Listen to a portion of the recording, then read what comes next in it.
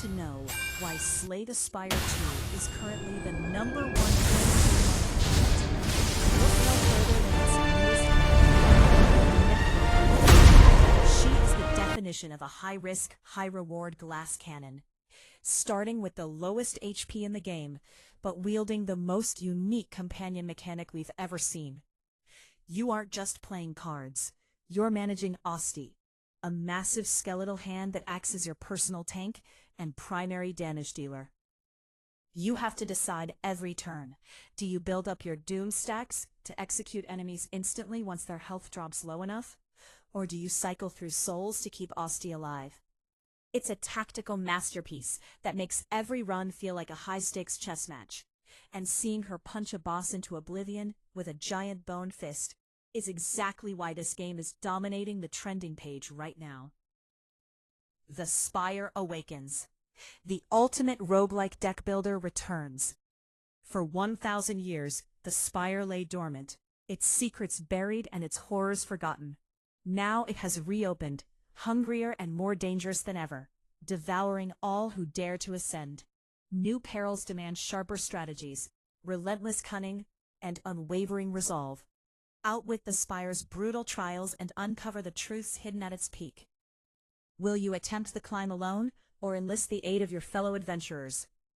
An ever-changing Spire. Step into the newly evolved Spire, a twisted labyrinth teeming with strange and deadly foes.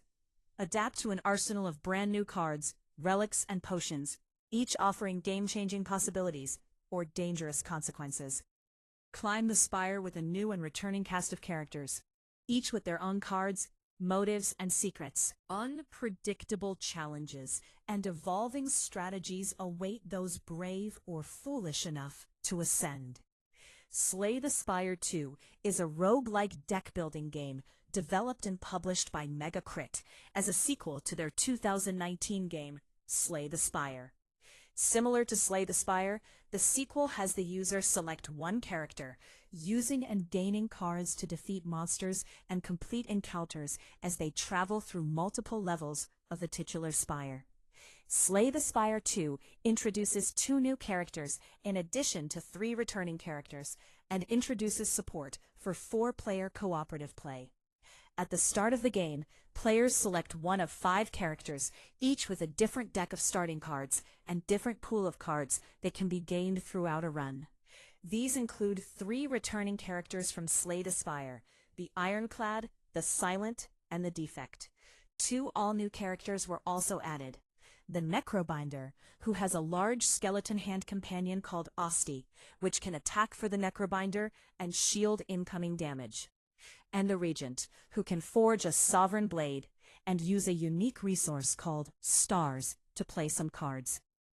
Once a character has been picked, the player ascends multiple floors of the Spire, with each randomly generated act shown as a map with multiple routes to reach the act's boss. New in the sequel are alternate acts, where each act has 2 different versions, randomly selected each run. Each environment offers a different range of enemies, events, and bosses. Points on the map frequently are combat scenarios with monsters, but these can also include events, campfires where the player can rest and regain health, and a shop to buy or remove cards or acquire potions or artifacts. During combat, the player takes turns with the monsters. The player is informed of the planned attack each monster will make, and takes actions during their turn. Playing cards with the limited energy they get each turn. Cards include attacks, defensive moves, player buffs, enemy debuffs, and other effects. Losing in combat ends that run, and the player must restart the climb of the Spire. As part of the metagame, completion of runs, successful or not, can unlock entries on the new Timeline Epoch feature, which presents the history of the titular Spire and how the playable characters came to encounter it, and is also used to unlock new characters and features in the game when certain metrics are met. New to Slay the Spire 2 is a cooperative mode for up to 4 players. Each player uniquely selects one of the characters at the start, and during combat, they can apply any healing, defensive, or buffing or debuffing effect on their allies. Cards specific for multiplayer combat will also be available during these runs. Enemies have more health, and their attacks target all players, as to offset the collective strength of the player's abilities. Otherwise, all players have their own set of health, cards, and resource pool during combat, and rewards and other choices are selected individually by players. If a player character loses their health, the combat continues with the remaining players, and after combat, that downed character will be revived with 1 hit point. The game ends if all cooperative players fall in combat. After completing Slay the Spire, Anthony Giovanetti and Casey Yano, the founders of Megacrit, created a number of small prototypes of games, not sure of their next planned title. As the COVID-19 pandemic hit, they wanted to start focusing on their next project, which came down to one of the prototypes that Yano had developed, and a sequel to Slay the Spire which Giovanetti had ideas for.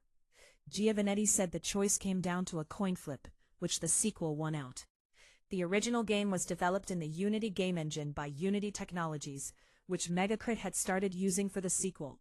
In September 2023, Unity Technologies announced a change to their runtime licensing code that was highly controversial, but later reversed. When the runtime licensing change was announced, Megacrit was one of the major indie studios that spoke out against it, and asserted they would no longer be using Unity for their game. They switched to the Godot engine shortly after this, having to update about 2 years' worth of development from Unity to the new engine. Slay the Spire 2 was first announced in April 2024, with the intent to enter early access release by 2025. Megacrit pushed off the early access release to March 2026, in September 2025. To make sure we're upholding the quality bar that both we and the gaming community have come to expect for early access titles. The game was available for early access release on March 5, 2026, for Linux, macOS, and Windows. Megacrit said that the early access version is mostly feature complete, using placeholder art for some of the newer cards and items in the game, and expect most of the early access period will be to balance the game. In a similar phenomenon to the release of the highly anticipated Hollow Knight Silksong, the announcement of Slay the Spire 2's release date caused some indie developers to reschedule their releases to avoid their games getting lost in the coverage for Slay the Spire 2. On its first day of early access release, Slay the Spire 2 reached over 177,000 concurrent players on Steam, beating previous records held by roguelike games Hades 2 and Mugenics, as well as exceeding the player count for Bungie's Marathon, released the same day. Concurrent player count had exceeded 400,000 by the following day. Megacrit said that Slay the Spire 2 within the first week of early access exceeded 3 million. Mastering the Necrobinder isn't just about playing the right cards, it's about keeping Osty in the fight, and knowing exactly when to trigger that Doom execute. If you follow the soul harvesting loop we talked about, the Spire doesn't stand a chance. But I want to hear from you. Have you found a crazier combo for Osty yet? Or is the Necrobinder still too glass cannon for your playstyle? Drop your best seeds and builds in the comments below. I'll be trying out the wildest ones in my next stream. If this guide helped you reach Act 4, make sure to smash that like button and subscribe to the last one for more deep dives into the biggest trending games of 2026.